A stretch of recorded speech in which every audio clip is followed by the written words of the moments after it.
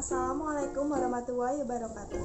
Perkenalkan, kami dari kelompok 4 yang beranggotakan Aini Naima, Husnul Hidayah, Muhammad Nurhayat, Nur Fasehah, dan saya sendiri, Anissa Islamiyati. Kami akan mempresentasikan tentang RPP model pembelajaran karakter. Yang pertama, kami akan membahas terlebih dahulu apa itu pengertian dari RPP. RPP adalah suatu gambaran atau prosedur dari suatu pembelajaran yang tujuannya untuk mencapai suatu standar kompetensi atau kompetensi dasar yang sudah disesuaikan dengan standar isi dan sudah tertuang dalam silabus. Kemudian yang kedua, kami akan membahas mengenai tujuan dari pelaksanaan pembelajaran adalah untuk mempermudah, memperlancar, dan meningkatkan hasil suatu proses belajar. Kemudian yang kedua, memberi kesempatan bagi pendidik untuk merancang suatu pembelajaran sesuai dengan kebutuhan siswa, kemampuan pendidik, serta fasilitas yang dimiliki oleh sekolah tersebut. Kemudian yang ketiga, menyusun suatu rencana yang secara profesional, sistematis, dan berdaya guna. Ini akan bermanfaat. Guru dapat melihat, mengamati, menganalisis, serta memprediksi program belajar yang kerjanya itu logis dan terencana. Assalamualaikum warahmatullahi wabarakatuh. Perkenalkan, saya Aini Naimah, NIM 140141911. Di sini saya akan memaparkan mengenai komponen rencana pelaksanaan pembelajaran atau RPP sesuai dengan Permendiknas nomor 41 tahun 2007 tentang standar proses yang terdiri atas 1. Identitas mata pelajaran. Nah, di identitas mata pelajaran ini mencakup kelas, kemudian semester, program, mata pelajaran atau tema pelajaran, dan alokasi waktu. Lalu yang kedua, standar kompetensi. Standar kompetensi merupakan kualifikasi kemampuan minimal peserta didik yang menggambarkan penguasaan pengetahuan, keterampilan, dan sikap yang diharapkan dapat dicapai peserta didik dalam suatu kelas dan atau semester pada mata pelajaran tertentu. Lalu yang ketiga, kompetensi dasar. Kompetensi dasar adalah sejumlah kemampuan yang harus dikuasai oleh peserta didik sebagai rujukan untuk perumusan indikator kompetensi dalam suatu mata pelajaran tertentu.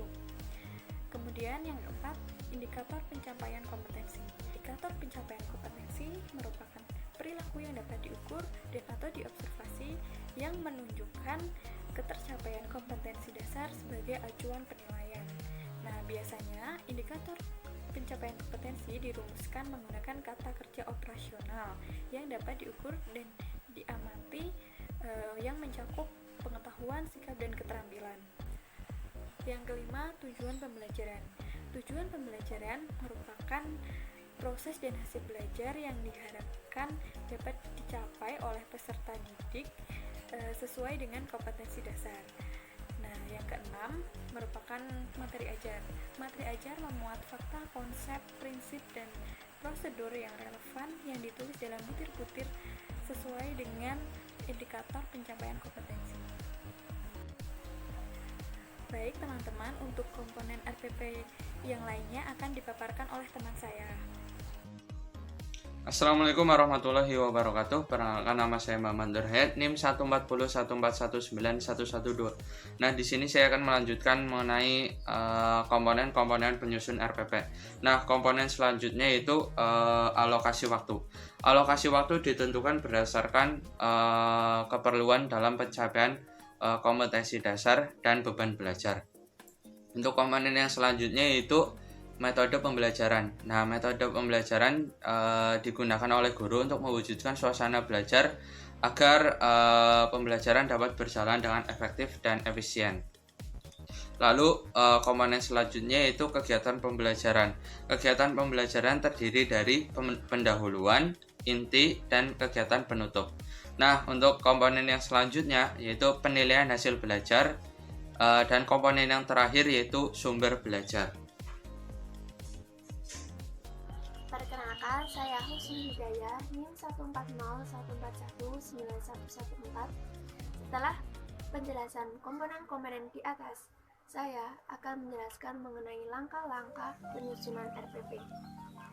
Langkah-langkah Minimal penyusunan RPP dimulai dari mencantumkan yang pertama, identitas RPP, tujuan pembelajaran, materi pembelajaran, metode pembelajaran, langkah-langkah pembelajaran yang diantaranya kegiatan pembuka, kegiatan inti, dan kegiatan penutup. Kemudian sumber belajar dan yang terakhir penilaian. Semua komponen memiliki arah pengembangan masing-masing, namun semuanya merupakan suatu kesatuan. Materi yang selanjutnya yaitu mengenai hal yang harus diperhatikan dalam membuat atau menyusun RPP yang memuat pendidikan karakter.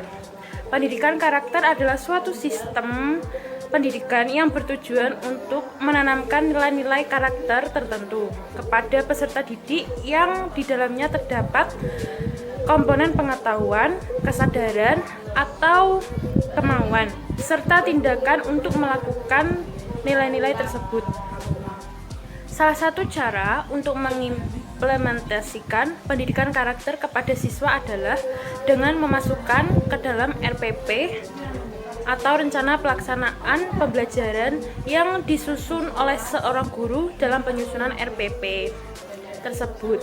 Hendaknya memuat pendidikan karakter di dalamnya seperti penanaman sikap religius, disiplin, jujur, dan rendah hati yang nantinya diterapkan langsung pada saat pembelajaran berlangsung. Sekian presentasi dari kelompok kami, semoga bermanfaat. Wassalamualaikum warahmatullahi wabarakatuh.